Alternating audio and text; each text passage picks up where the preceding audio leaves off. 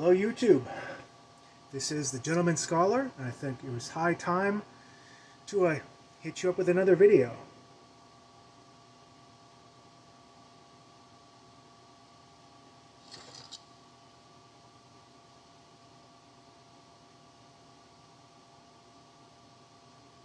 Oh, I forgot something. I don't have an ashtray down here.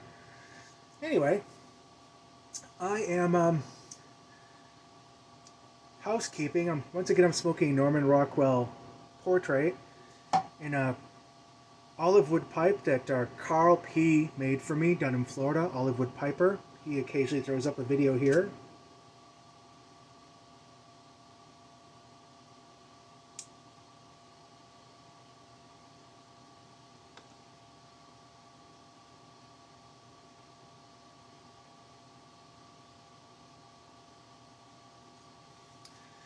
Yes, I went down to training about a week ago, maybe a little over a week ago.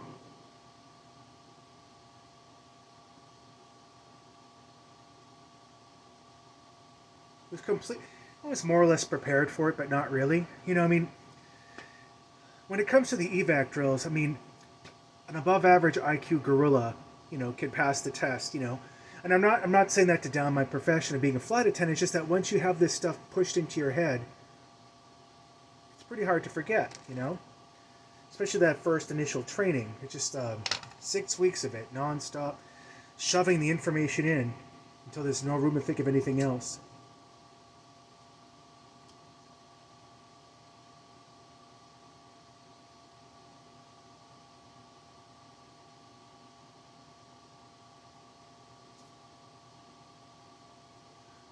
Carl P. Olive Wood Piper makes a very great pipe. But anyway, I went down there, and you have to kind of take things in stages. You have to be present. That whole Zen thing you've heard of, being present. So rather than thinking of the entire experience and stressing about it and just like hating the whole thing, I just took it kind of minute by minute, Went down there early so I could have plenty of time just in case things went wrong. So I could have plenty of time just to kind of sit there, take a look at my notebook. And yeah, I was there like 2 hours early before the flight left. Got on, no problem. I didn't take a rollerboard bag with me because it's always that little bit of stress trying to figure out where you're going to put the thing. Especially as I'm kind of riding on standby, not as a paying passenger. It's positive business travel space. So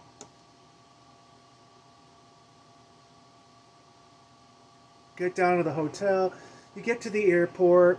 You wait for the bus for the hotel. Get to the hotel. Take the sweaty, stinky business clothes off. Take a shower. Relax. Take a look at the notebook every now and again. Just kind of refresh your memory. That whole thing. So yeah, of course I whipped myself into a lather about it because that's what everyone does. All of us flight attendants are doing that. Even though we know the material, we know how to open up the doors. Because, over the years you learn new doors. How to arm and disarm them. Flight attendants arm doors for departure. You fix it so that it goes from regular unarmed position to armed, which means if you open it up, a slide raft will come out. And that's when you would do the evacuation. So we have to arm and disarm the doors and then run the whole thing in emergency mode. They'll say, easy victor. And well, first they'll say, brace for impact, bend over, stay down, easy victor. Stay seated while I prep the door. And I assess conditions outside the door. And then, this is the captain, evacuate. And of course I get up, release seatbelts, leave everything, hit the emergency light, open up the door, pull the red manual inflation handle, and usher people outside the aircraft. Come this way, leave everything, jump and slide. Come this way, leave everything, jump and slide, etc., etc., etc. I passed those, no problem. But of course, every flight attendant going back to training always works themselves into a lather. Because there is a possibility that you could fail.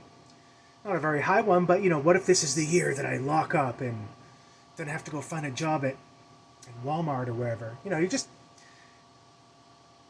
We just talk ourselves into like these really historical cases. But of course I passed it.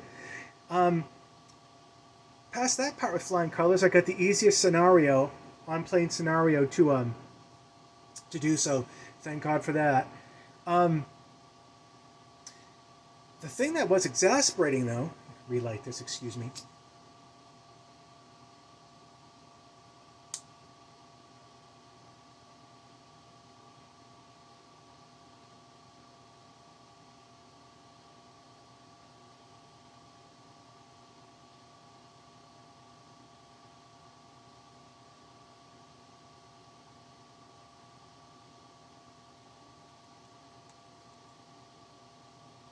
The thing that's exasperating, we learned on these things called a Sky Pro. You know, it's basically a phone. Our onboard manual is on it, plus our announcement handbook where we say all the announcements from. Basically, everything everything you need to know in emergency situations has to be looked up on that. And it's on an iPhone, not an Android unit, so I don't really know iPhone very well. So the part I found most exasperating about training was being relentlessly hounded to toggle back and forth between the apps while you're looking for information. And of course, I'm basically playing out that middle-aged codger where I don't know how to run iPhone. So all the millennials were helping me out, and which is nice of them. One of them even called me Sky Papa, which is, I don't know, sure sign that I'm getting older. But anyway, they helped me out and everything like that, so I'm just glad to get that over with. Came home, I won't have to do it again for 18 months. If you screw up, you come back again 9 months later, type thing. But again, I didn't have to do that. So I went on a trip to, I want to say about 4 or 5 days later, I went on a trip to Dallas, Fort Worth, Texas. One trip, one leg down there, spend the night, one leg back. But the second day coming back, excuse me again,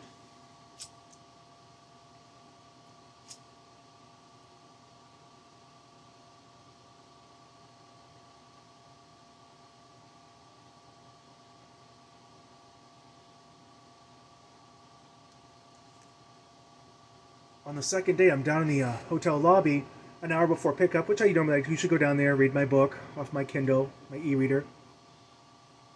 Get a call from the airline saying, "Oh, guess what? Your flight's been delayed." Okay, whatever. I'll just wait down here. I don't care. So by the time we get to the airport, it's now delayed till midnight, and then delayed again until 6 a.m. the next morning. So now here we are at the airport, no hotel or anything like that. Long story short, I took my flight leader, the one, who leads the flight. She's up there doing all the main announcements. She works up in first class. And our captain, we'll call him Captain Larry, he was insistent. And now this is pretty atypical for a captain. We tend to stay clustered in our own little work groups. Better light it again. I think I overpacked it. It happens.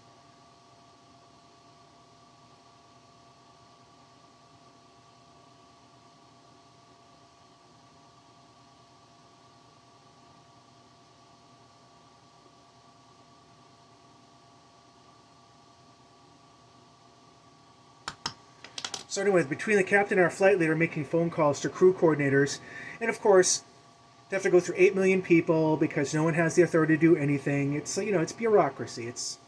I'm just glad I didn't have to do it. So every now and again, I was just basically doing one of my sardonic quips to lighten the mood. It seemed to work. Anyway, thanks to our captain and thanks to our flight leader, they got us a room at their hotel, which is just offside of the airport.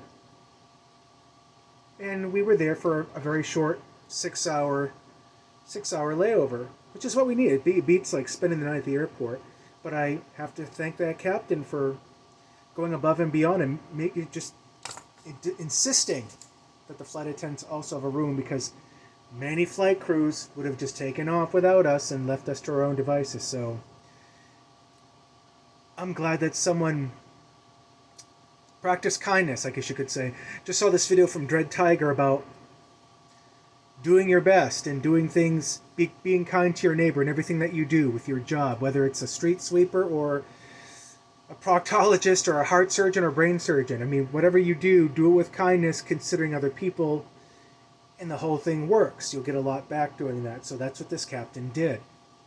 Back in the day, I would have been completely like all frazzled and pissed off that this sucks. I hate this. This part of the job that I hate. And I did say that, but with a lot more humor, and but just didn't get frustrated over it. It took care of itself, and I was glad for that. But I mean, out of a panic, I just put my next trip on the board, also to Dallas Fort Worth, and it cuts through JFK, and I lost it, so I had to pick up another trip. I picked up an easier trip, but yeah, that's the life of a flight attendant. They never like to commit to anything. But yeah, couple shout outs.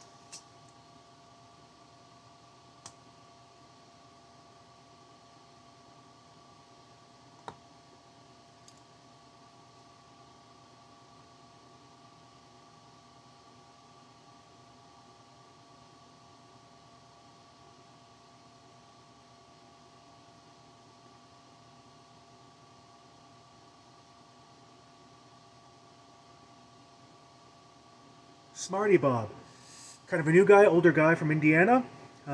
He has like his little pipe box. Takes it with him wherever he goes in the house. He's made out of cardboard.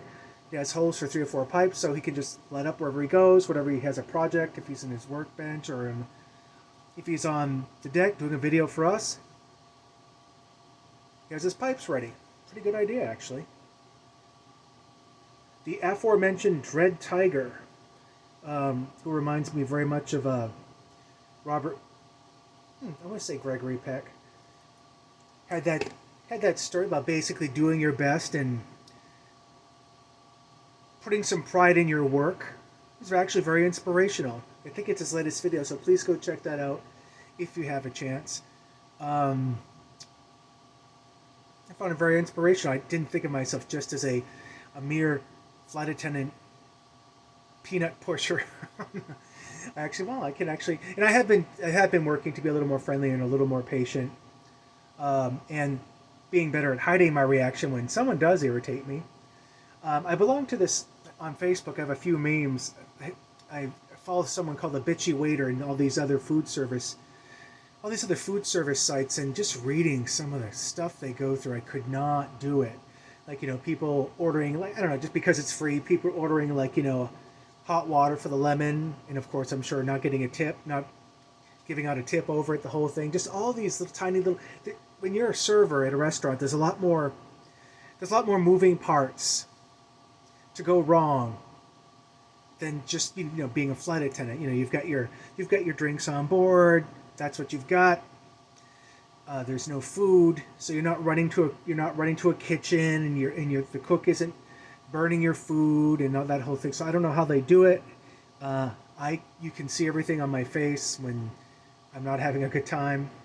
So yeah, I'll always support server people. I always overtip, just because, well, you'd have to be a really bad server for me not to tip, because I know this is where their paycheck comes from. I think it's kind of funny that people have used this pandemic to like go off and look for other jobs, and now restaurants can't find any wait staff, because I'm sure a lot of those wait staff were hearing, "Why don't you get a real job?" So they actually up and did, and now the waits in a restaurant are slower now, so there's just not enough people to do the job. Which brings me to the Christmas shutdown, the Christmas supplies. I don't know. I'm really not worried about it. Maybe I should be. I might have to do my Christmas cards earlier. I have a unpaid leave in November. Be a good time to do it then. I might even start it tomorrow, because just sort of like 10 a day, that kind of thing. I do tend to send out a lot of cards.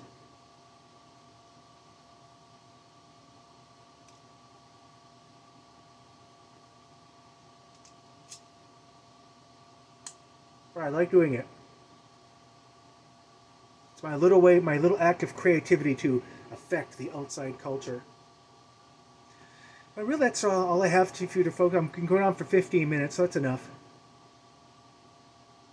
Just wanted to say hello, see how you're doing. Be good to yourself. Oh yes, by the way, if you have a chance, go to Vincent Donnelly, the Mad Fisherman. Nothing to do with pipes, but he will definitely cheer you up. You'll hear plenty of Irish crack, a bunch of Irish fishermen like joking with each other, and Vincent's just a happy dude. So he's pretty much what you picture a friendly, boisterous, semi-buzzed Irishman to be like. So he always puts a smile on my face. So Vincent Donnelly, the Mad Fisherman.